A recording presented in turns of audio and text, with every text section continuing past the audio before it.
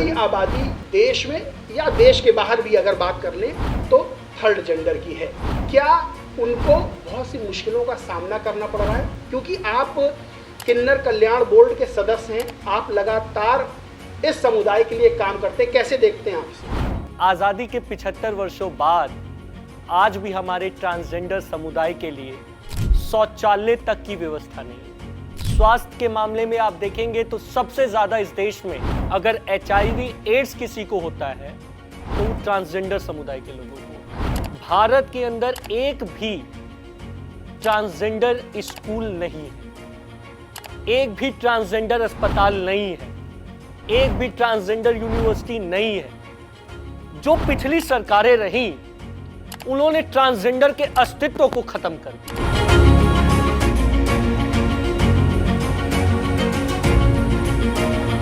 अगर हम किन्नरों की बात करें तो किन्नर जो है ट्रांसजेंडर का अंग हो सकता है, लेकिन ट्रांसजेंडर किन्नर का अंग नहीं हो सकता है। इसको लेकर क्या कंफ्यूजन है? क्योंकि समाज में देखिए, आज तक यही मान्यता मानी जाती है और लोगों ने देखा भी होगा, हर वो तीसरा व्यक्ति जो महिला और पुरुष से भिन्न मानसिकता को रखता है वो थर्ड जेंडर है, ट्रांसजेंडर। मैंने पुरुष के रूप में जन्म लिया और मेरे अंदर अगर महिला वाली सोच है, महिला वाली फीलिंग है, मैं उसको मानता हूं तो मैं ट्रांसजेंडर हूं। कहा जाता है कि जब तक राजनीतिक ताकत हाथ में नहीं आएगी तब तक आप कोई भी बदलाव नहीं कर सकते। कितने % जनसंख्या है ट्रांसजेंडर्स की बिहार में, और क्या बिहार में इस बार ट्रांसजेंडर्स को अपना नेतृत्व मिलेगा? सर्वे ही नहीं हुआ आज तक, ट्रांसजेंडर का सर्वे ही नहीं होता, तो ये संख्या तो मैं कैसे बता सकता हूँ। लेकिन हाँ, सदन में हमारा आदमी होना चाहिए। 243 सीट, 243 में 5 सीट हमें दे दीजिए। पक्ष विपक्ष दोनों से कह रहा हूं, पक्ष वालों को लगता हो जिसपे विपक्ष का सबसे मजबूत प्रत्याशी है वहां 5 दे दे, और जिस विपक्ष को कहना चाहता हूं जहां विपक्ष को लगता है पक्ष का सबसे ज्यादा मजबूत साथी वहां 5 दे दे। आप देखिएगा पूरे बिहार में हमारे लोग सबसे ज्यादा वोटों से जीत गए। नमस्कार दोस्तों, स्वागत है आपका TV24 नेटवर्क में और मैं हूं अजय सिन्हा। दोस्तों, जब समाज की बात होती है या समाज निर्माण की बात होती है तो 2 समुदायों की बात की जाती है, यानी कि 2 जेंडर्स की बात की जाती है, एक पुरुष और एक महिला। और अब ये बातें होने लगी हैं कि जो महिलाएं हैं वो पुरुषों के कंधे से कंधा मिलाकर आगे बढ़ रही हैं, चाहे वो घर की बात हो, चाहे वो कार्यक्षेत्र की बात हो, चाहे वो समाज के विभिन्न हिस्सों की बात हो। लेकिन एक तीसरा धड़ा भी है, यानी कि एक तीसरा जेंडर भी है जिसकी बात शायद नहीं होती है। और जब तीसरे जेंडर की बात होती है तब उसे दुनिया दूसरी निगाहों से देखती है। यानी कि आज भले ही सुप्रीम कोर्ट तमाम तरह की मान्यताएं दे दे, लेकिन जब तीसरे जेंडर की बात की जाती है तब तमाम तरह की निगाहें होती हैं, तमाम तरह के सवाल होते हैं। लेकिन अब ये तीसरा जेंडर भी पुरुष और महिलाओं के साथ कंधे से कंधा मिलाकर आगे बढ़ रहा है, और तमाम राज्यों की सरकारें इस तीसरे जेंडर के लिए लगातार काम भी कर रही हैं, और इसीलिए किन्नर कल्याण बोर्ड की स्थापना की गई है।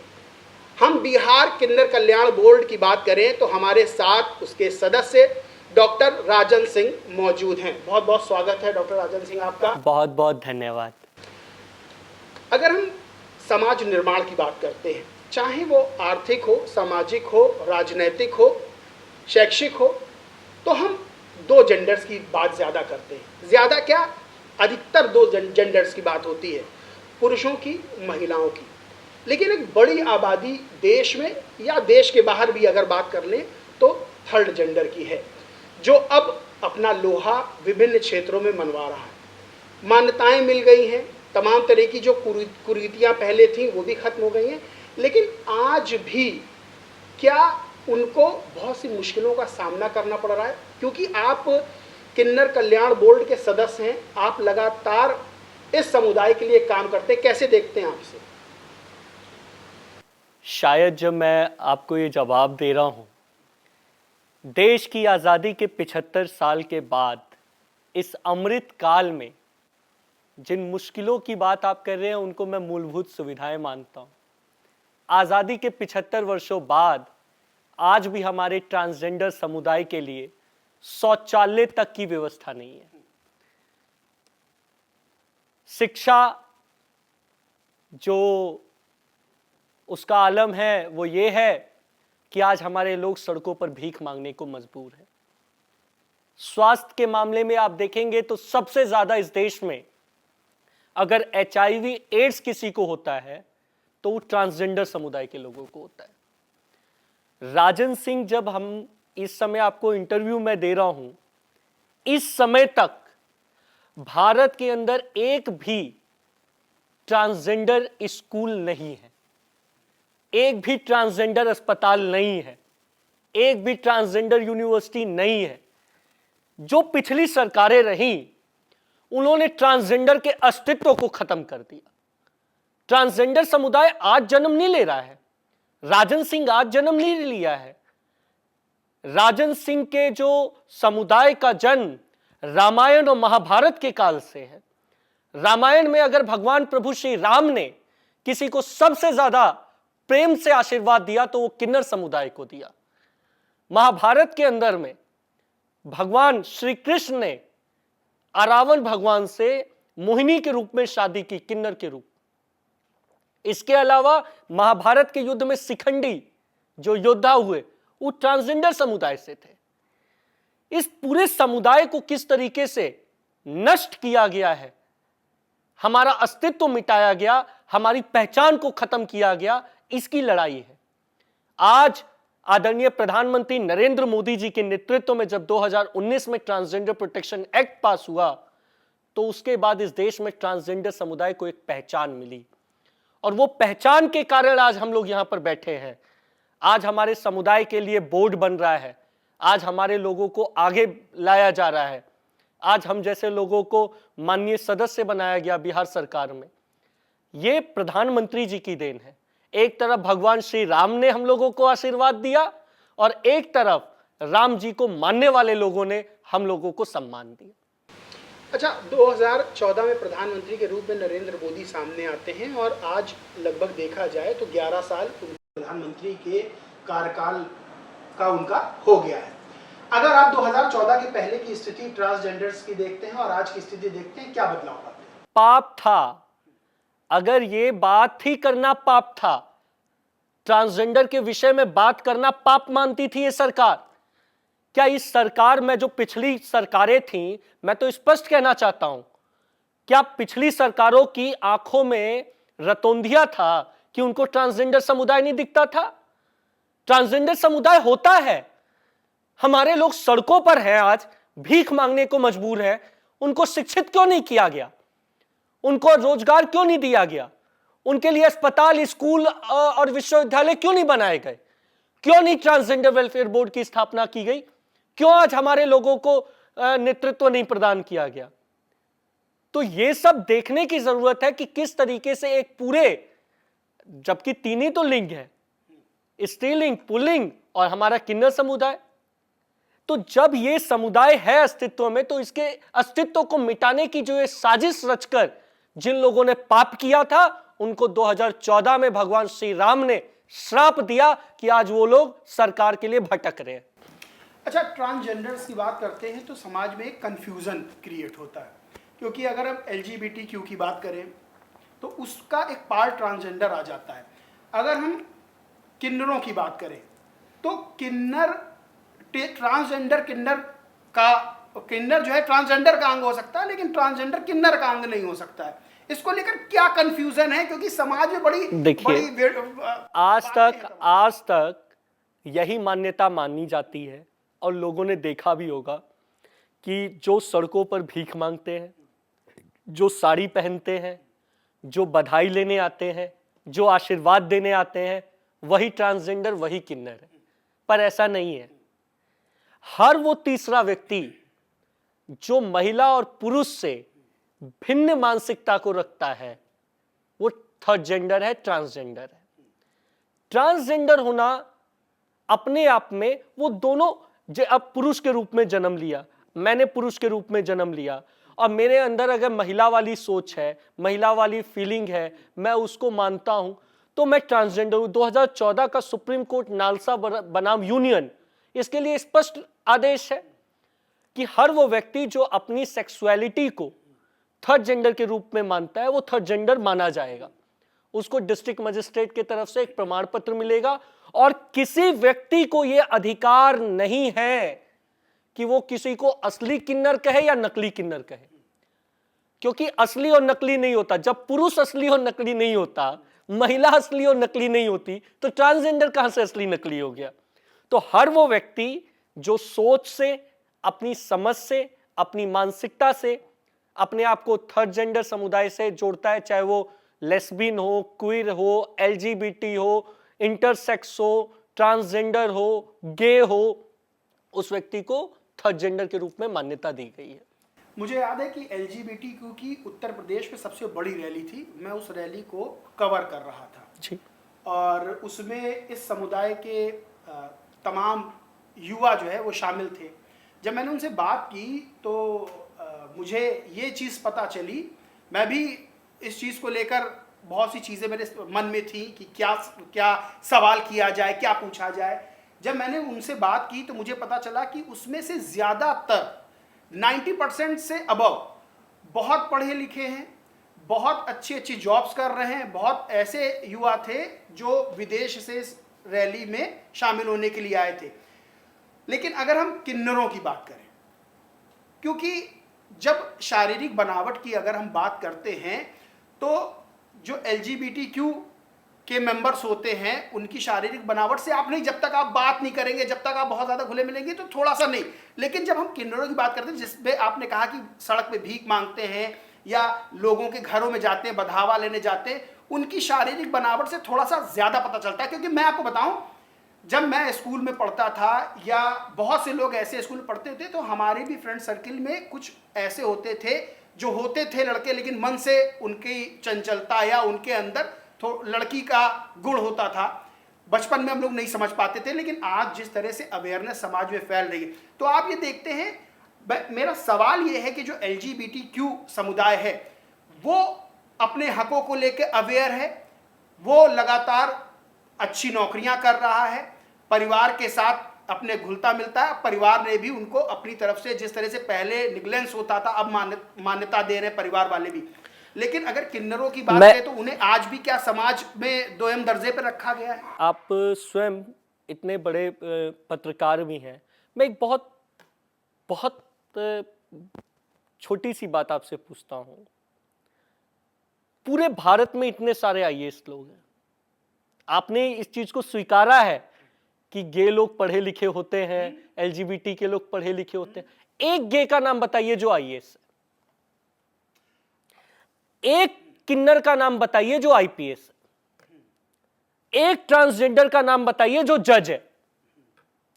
जब वो इतने पढ़े लिखे लोग हैं, इतने समझदार लोग हैं, तो कौन सी सरकारी व्यवस्था थी जो उनको आईएएस आईपीएस जज बनने से रोक रही है? अगर गे होना पाप है, ये कोई हमने कोई भगवान की अर्जी थोड़ी दी थी। हमारे लोगों ने, किन्नर समुदाय के लोगों ने भगवान की अर्जी दी थी कि हम भीख मांगेंगे, हम आईएएस आईपीएस नहीं बनेंगे। ये किसने संविधान में लिख दिया कि आईएएस बनने का अधिकार सिर्फ महिला और पुरुष को होगा? किन्नर समुदाय क्या करेगा? भीख मांगेगा। फिर यही कारण है। आज अगर इन सरकारों ने इस समुदाय को अवेयर किया होता उसके अधिकारों के लिए, तो आज हमारे समुदाय के लोग आईएएस आईपीएस डॉक्टर इंजीनियर होते। लेकिन अब तो नौकरी का जो फॉर्म आता है उसमें तो थर्ड जेंडर का कॉलम, सर नहीं, अदर्स का कॉलम होता है। तो हम लोग क्या जानवर हैं?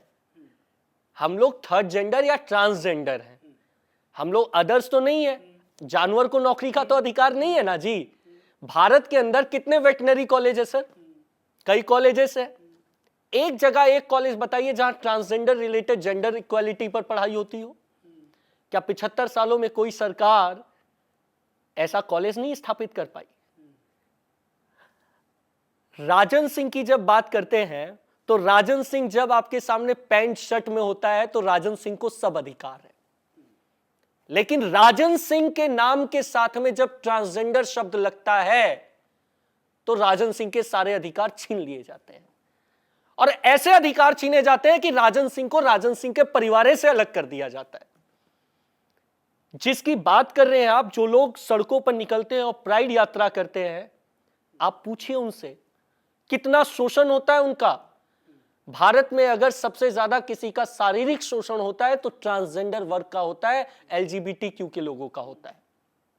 भारत में अस्पतालों में अगर किसी को HIV एड्स भी है ट्रांसजेंडर समुदाय का, तो उसका इलाज नहीं होता। इलाज क्यों नहीं होता? क्योंकि इसमें फिर होता क्या है, जो ट्रांसजेंडर वर्ग है, किन्नर वर्ग है, मंगलामुखी लोग हैं, शिवपोथी लोग हैं, चाहे मानस किन्नर हैं, इन लोगों के शरीर की बनावट अलग होती है, इसका डॉक्टर अलग होता है, लेकिन उस डॉक्टर को तो उस सिलेबस में, ट्रांसजेंडर के सिलेबस में पढ़ाया ही नहीं गया, तो इलाज कहां से मिलेगा? अस्पताल में जाइए, अगर चोट लग जाएगा आपको तो आपको मेल वार्ड में भर्ती किया जाएगा, महिला के लिए फीमेल वार्ड है।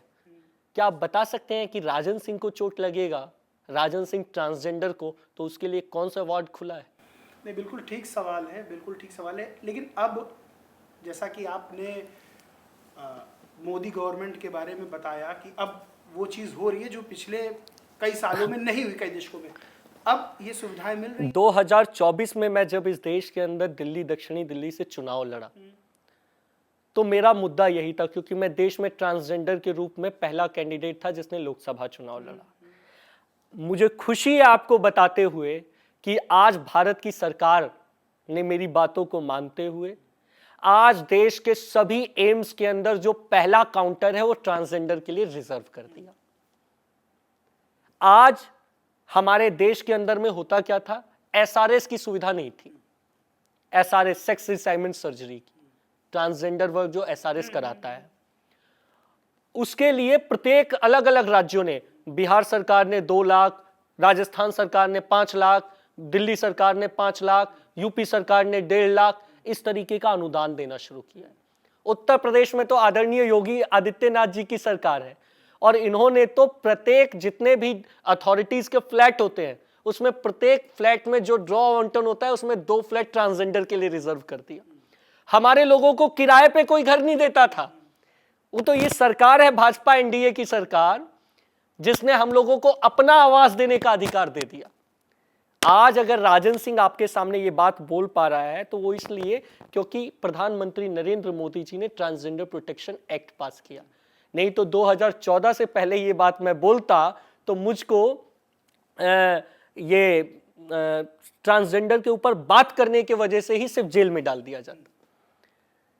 लेकिन अभी भी बहुत कुछ करना है, अभी भी बहुत सारी आंखें आसरा देख रही हैं।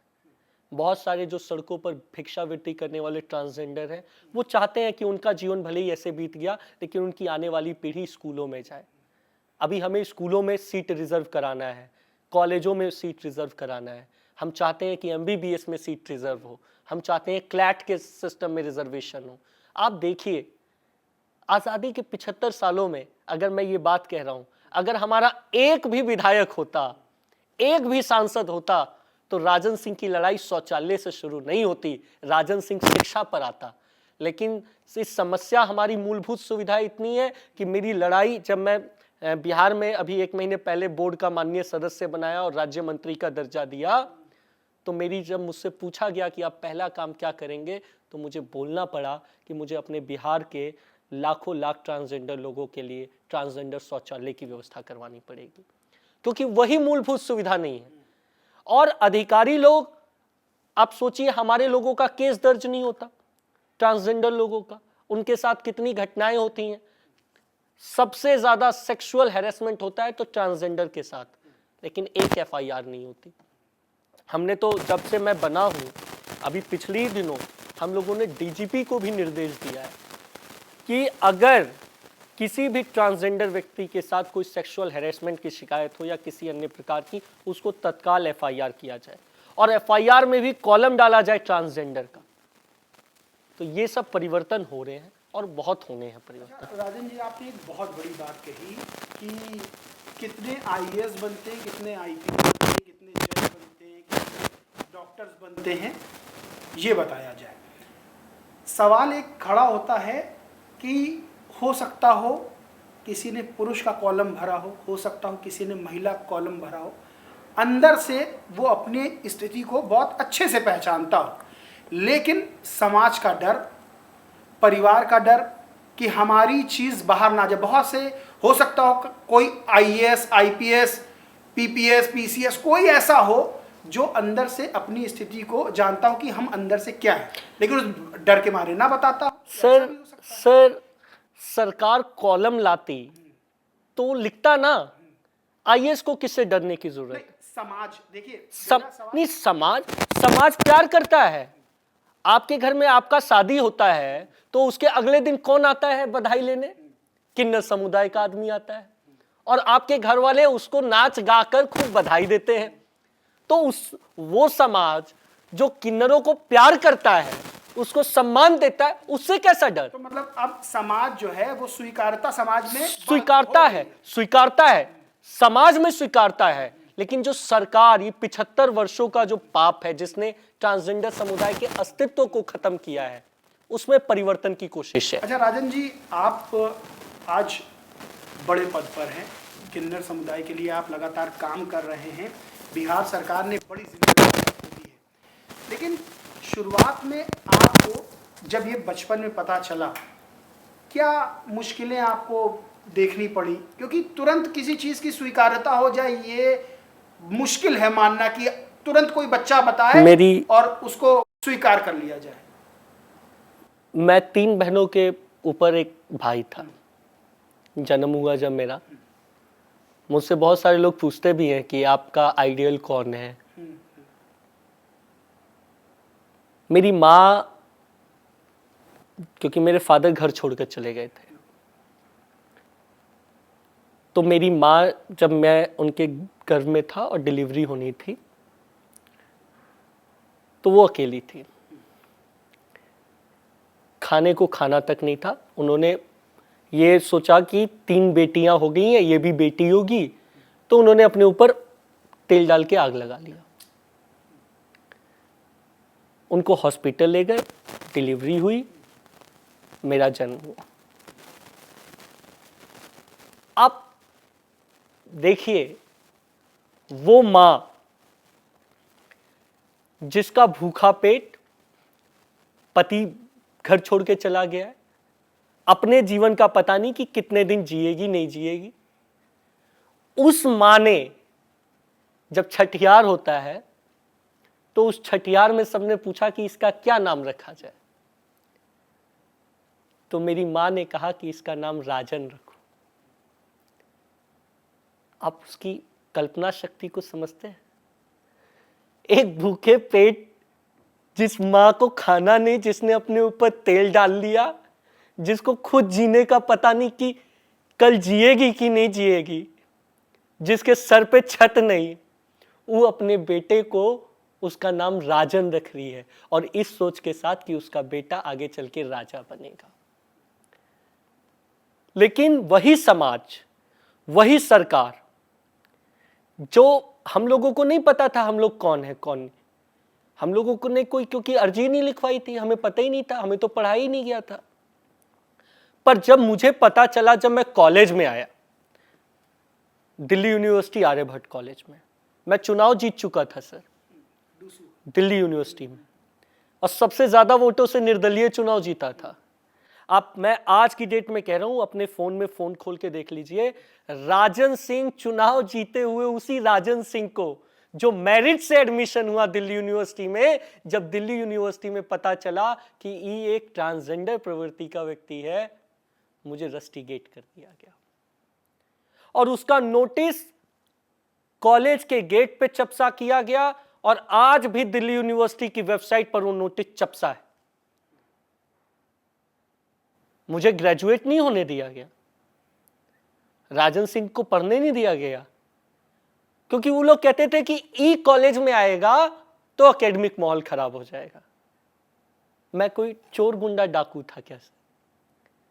मैंने कोई अर्जी दी थी कि मुझे ऐसा बना दीजिए? और अगर मैंने अर्जी नहीं दी थी तो मेरे साथ ये भेदभाव क्यों? मुझे स्कूल कॉलेज से निकाल दिया गया, मेरे पिता को बुलाया गया कॉलेज में, दिल्ली यूनिवर्सिटी की बात बोल रहा हूं, उनको सबके सामने बेइज्जत किया गया कि तुम्हारा बेटा ऐसा है, और मुझे निकाल दिया गया। उसके बाद मेरे माता पिता को पता भी नहीं कि मैं कहाँ तक पढ़ा, कितना पढ़ा। उसके बाद मैं निकल गया, अपनी राह बनाई, मेरे जीवन का कोई मतलब नहीं रहा, लेकिन मैंने वो लड़ाई की शुरुआत की जिससे मेरे जैसे और भी लाखों बच्चे जो कॉलेजों में दम घुटता है, जिनको आज भी एक बहुत ऑड भाषा बोल रहा हूँ, शायद अनपार्लियामेंट्री वर्ड है, छक्का, हिजड़ा, मीठा कह के कॉलेजों में चिढ़ाया जाता है और वो लोग दम तोड़ देते हैं। लेकिन मैं लड़ा क्योंकि मेरे पास खोने के लिए अब कुछ नहीं। राजन सिंह को नष्ट होना था, राजन सिंह नष्ट हो चुका है। राजन सिंह ट्रांसजेंडर जिंदा हुआ है और ई एक ऐसा बीज है जो अंकुरित भी होगा, और जिस सिस्टम, जिस सरकार ने हमारे अस्तित्व को मिटा दिया, हम उससे अपना अधिकार भी लेंगे। इसकी लड़ाई है। राजन जी, आप ट्रांसजेंडर्स की जो परेशानियां होती हैं, जो उनकी फीलिंग्स होती हैं, उसे बहुत अच्छे से समझते हैं। अब स्कूल्स में बहुत से बच्चे ऐसे होते हैं, आज भी हैं, पहले भी थे और आगे भी होंगे। आपको बहुत बड़ी जिम्मेदारी बिहार सरकार में दी गई है। इसके लिए स्कूल में कोई प्रोग्राम चलाया जा रहा है आप लोगों के द्वारा, जिससे उन बच्चों को प्रोत्साहित किया जा सके, उन बच्चों को बल दिया जा सके जो थोड़े अलग हैं, जो स्पेशल हैं। हम लोगों ने, क्योंकि हमारे ट्रांसजेंडर बच्चों को एडमिशन नहीं मिलता, अगर किसी को पता चल जाए कि बच्चा ट्रांसजेंडर है बचपन में, तो वो लोग, टीचर्स भी उसके साथ डिस्क्रिमिनेशन करते हैं, उसको एडमिशन नहीं देते हैं। या फिर समाज के अंदर एक भ्रांति बनाई गई है कि इस वजह से लोग भी उसको एक्सेप्ट नहीं करते। RTE act, right to education 2005 के अंतर्गत बिना किसी भेदभाव के हर बच्चे को, चाहे वो पुरुष हो, महिला हो या ट्रांसजेंडर हो, उसको शिक्षा का अधिकार है। हम लोगों ने स्पष्ट निर्देश दिए हैं डायरेक्टर सोशल वेलफेयर जो हमारा डिपार्टमेंट है उसके थ्रू, कोई भी स्कूल, ये स्पष्ट और सख्त निर्देश दिए गए हैं, कोई भी स्कूल अगर किसी बच्चे को सिर्फ उसके ट्रांसजेंडर होने के वजह से एडमिशन नहीं देगा, हम उसकी मान्यता, उसका लाइसेंस रद्द कर देंगे। कोई कोताही नहीं है इसमें। शिक्षा का मंदिर के अंदर में भेदभाव को बिल्कुल माना ही नहीं जा सकता है। हर बच्चे को शिक्षा का अधिकार है। किसी के बचपन को आप शिक्षित नहीं रख सकते हैं। राजन सिंह को अशिक्षित रखा, लेकिन और लोगों को अशिक्षित नहीं होने देंगे हम। बहुत सारे ऐसे लोग हैं, क्योंकि अब जो बच्चे निकलते हैं वो बिना पहचान के निकलते हैं। मेल के रूप में पढ़ाई कर सकते हैं, ट्रांसजेंडर के रूप में नहीं। अब तो हमने स्पष्ट निर्देश दिए हैं कि जो स्कूलों में आइडेंटिटी कार्ड बनेगा उसमें भी आप ट्रांसजेंडर का कॉलम जोड़िए। स्वाभिमान के साथ पढ़े ना। वो ट्रांसजेंडर होना कोई पाप थोड़ी है। ट्रांसजेंडर होकर वो आईएएस आईपीएस बने। हम नहीं चाहते कोई ऐसा बने जिसके मन में, जो मन से ट्रांसजेंडर हो और मेल के रूप में आईएएस आईपीएस हो। मैं जो अधिकारी भी देख रहे हैं उनसे भी बोलना चाहता हूं, अगर आपके अंदर, अगर आप लोग ट्रांसजेंडर वाली फीलिंग है, ये कोई पाप नहीं है। आप निकल के आइए सामने। और हम लोग तो बकायदा, क्योंकि कई लोगों को डर होता है, कई शिक्षक होते हैं उनको डर होता है कि अगर लोगों को पता चल गया हमारे बारे में तो हमें सरकार नौकरी से निकाल देगी, हमारे को सरकार नौकरी नहीं करने देगी। हम स्पष्ट कहना चाहते हैं कि द ट्रांसजेंडर प्रोटेक्शन एक्ट 2019 के अंदर में स्पष्ट प्रावधान है, अगर आप अपनी आइडेंटिटी को डिस्क्लोज करते हैं, आपको ट्रांसजेंडर बोर्ड द्वारा एक आइडेंटिटी कार्ड प्रदान किया जाएगा और आपका बस जेंडर चेंज होगा, आपको आपकी नौकरी से कोई ताकत नहीं हटा सकती। आपको आपका सम्मानजनक नौकरी मिलेगा और बल्कि हम लोग सरकार को भी सिफारिश कर रहे हैं कि जो व्यक्ति ट्रांसजेंडर के रूप में खुल के आए उसको प्रोत्साहित करे और उसके लिए प्रमोशन पॉलिसीज में भी चेंजेस लाए। अच्छा, बिहार में इस साल चुनाव होने हैं। कहा जाता है कि जब तक राजनीतिक ताकत हाथ में नहीं आएगी तब तक आप कोई भी बदलाव नहीं कर सकते। कितने परसेंट जनसंख्या है ट्रांसजेंडर्स की बिहार में, और क्या बिहार में इस बार ट्रांसजेंडर्स को अपना नेतृत्व मिलेगा? सर्वे ही नहीं हुआ आज तक, ट्रांसजेंडर का सर्वे ही नहीं होता, तो ये संख्या तो मैं कैसे बता सकता हूं। लेकिन हाँ, सदन में हमारा आदमी होना चाहिए। मैं एक छोटी सी बात बोल रहा हूं। महाभारत का युद्ध किस बात का था? महाभारत का युद्ध सिर्फ इस बात का था कि पांडवों ने कौरवों से कहा था, दो न्याय अगर तो आधा दो, इसमें भी अगर कुछ बाधा हो तो दे दो केवल 5 ग्राम, जाओ रखो अपनी धरती तमाम। वही बात मैं भी कहता हूं। 243 सीट है, 243 में 5 सीट हमें दे दीजिए। पक्ष विपक्ष दोनों से कह रहा हूं। पक्ष वालों को लगता हो जिस पे विपक्ष का सबसे मजबूत प्रत्याशी है वहां 5 दे दे, और जिस विपक्ष को कहना चाहता हूं जहां विपक्ष को लगता है पक्ष का सबसे ज्यादा मजबूत साथी वहां 5 दे दे। आप देखिएगा पूरे बिहार में हमारे लोग सबसे ज्यादा वोटों से जीत के आएंगे। हमारे पास अपना क्या है जी? क्या है? हम लोग किसके लिए चोरी भ्रष्टाचार करेंगे? हम लोग किसके लिए कमाएंगे? ना बीवी, ना बच्चा, ना परिवार, ना नाता, ना रिश्तेदार, ना किसी का अच्छा ना किसी का बुरा। राजन सिंह का खून निकालिए, ये भले ही ट्रांसजेंडर खून नापने की मशीन नहीं आई हो, लेकिन इससे सिर्फ देशभक्ति की ही सुगंध आएगी, क्योंकि इसमें सिर्फ देश के लिए प्रेम है।